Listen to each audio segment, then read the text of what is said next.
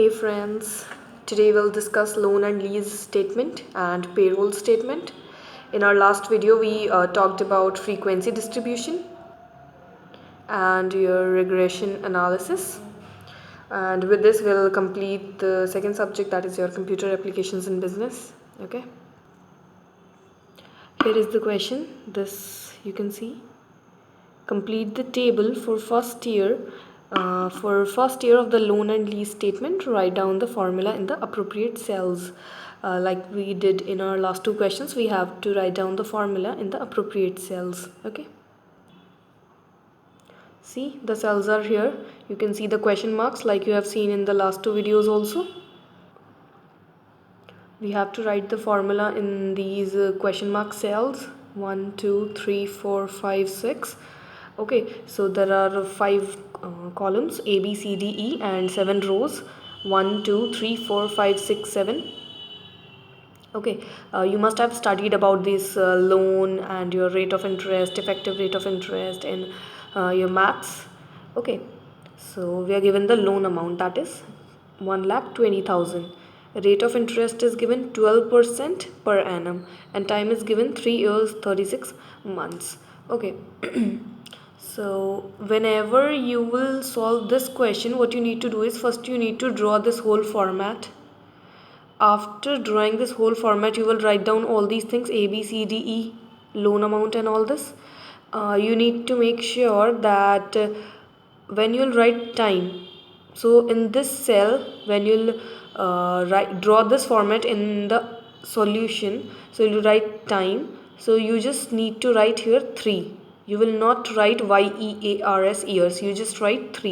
And in this cell you'll write 36, and you will not write months, months, months आपको नहीं लिखना है, you just need to write only 36. Okay, now loan amount, rate of interest, time, effective rate of interest. In this effective rate of interest, you have to write the IPMT syntax. Okay, IPMT syntax, we have discussed this. So you need to write about the IPMT syntax because that shows the effective rate of interest. I tell you how you have to write the formula in this cell. See here, loan and lease statement and your effective rate of interest. You must have remembered the syntax I have taught you. That is, what is the syntax of IPMT is equal to IPMT. In bracket you will write rate of interest, per, comma n per, comma PV, present value, comma FV, future value, comma type. Okay, now how you will write this formula in the cell? See, in place of rate you need to write B2 upon 12. Why B2 upon 12? See, B2 is 12%, that is 12% rate is for per annum, and we are finding the result for 1 month. So that is why what we will write in the rate here is given for 1 year, that is 12% per annum, and we are solving for 1 month. That is why what we'll write B2 upon 12. B2 is 12% and upon 12 we'll get the rate of interest for 1 month, that is 1%. So what we'll write? B2 upon 12. Then in per you'll write 36 because it is for in total 36 months or 3 years. So for per you'll write 36. For n per, what you need to write is you need to tell n per, number of months, multiply this per. See here, it is for 36 months and we are calculating for 1 month. In n per we'll write the total number of months, and total number of months is your 36 months. So what we'll write, B3 is your 3, B3 is 3, and multiply 12. So that we'll get the total number of months, number of period is your 36 months. Okay, that is why we'll write B3 multiply 12. B3 is 3, multiply 12, we'll get 36.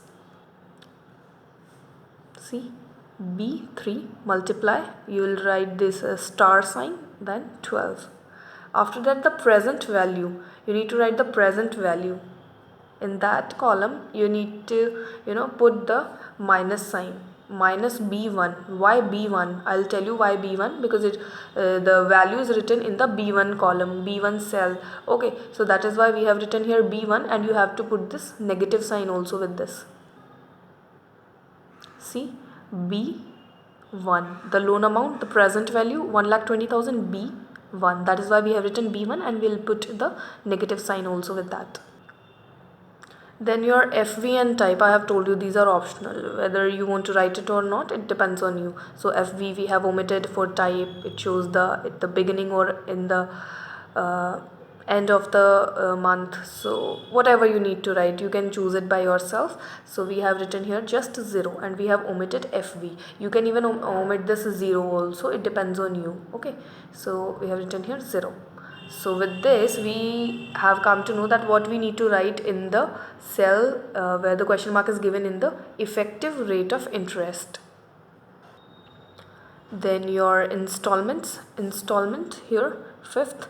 In this cell what we need to write is the PMT function, because PMT shows your installments, right, and your IPMT shows the interest. That's why in the effective rate of interest we have used IPMT, and in installment we'll use PMT syntax. Okay, for installment PMT syntax, you must have remembered this is equal to PMT rate n per. Like IPMT, it will not have per, it will just have n per, PV, FV and type. Then in the rate what will write B2 upon 12 like this only. Then n per B3 into 12 like this. And for PV will write minus B1. And FV and type are optional, that's why we have omitted this. Okay. Now in the 7th row, opening balance, interest, installments and closing balance. So first we'll talk about the opening balance. Okay, just see opening balance. I have called the question mark in the opening balance cell is question mark 3, for interest question mark 4, for installment question mark 5, and for closing balance question mark 6. Now we were talking about question mark 3, that is the opening balance cell. So in the opening balance we know that the opening balance is 1,20,000 and it was in the B1 cell. So we'll write in the question mark cell that 1,20,000, and below this we'll write is equal to B1. For interest, what we need to do is, it is the question mark 4 cell. So in the question mark 4 cell, first we'll calculate the interest. Now how do we calculate the interest? Because we were talking about 1 month, so we'll calculate the interest for 1 month. See, how do we calculate the interest? Total amount 1,20,000, rate of interest was 12%, and because we are calculating for 1 month, so what we'll write, it is for per annum, 12% is for per annum, and we are calculating for 1 month. So we'll multiply it with 1 by 12, 12, and then 20, will get the rate of will get the interest rupees 1,200. So for interest we'll write 1,200, and it was in the B4 cell. It was in the B4 cell. See, rate of interest it was in the B4 cell. So we have write B4. We have used this dollar sign between B4. Why? We write this dollar sign to fix this. Okay, so $B, $4. Then your installment. You can calculate the installment. If you know how to calculate installment, just calculate it, and you can write the amount like you did in the interest. You calculated the amount of interest and you write the 1,200 amount. Similarly, you can find out you can calculate the amount for installment too, and it is in the B5 column, B, and your installment is in 5th, B5. Okay, so what you need to do is, you just need to fix it by the dollar sign, $B, $5. You can also write the amount. I have told you, you can write the amount too after calculating the installment. If you know how to calculate it, just calculate it and write down the amount. Then your closing balance. See, closing balance, it is given here, closing balance. For closing balance, you need to add all this here, opening balance, interest, and your installment and all, okay, is equal to B7 plus C7 plus D7. See, B7 is your opening balance, B7, okay. The C7 and your D7, you need to calculate B7 plus C7 plus D7 and you'll get the answer.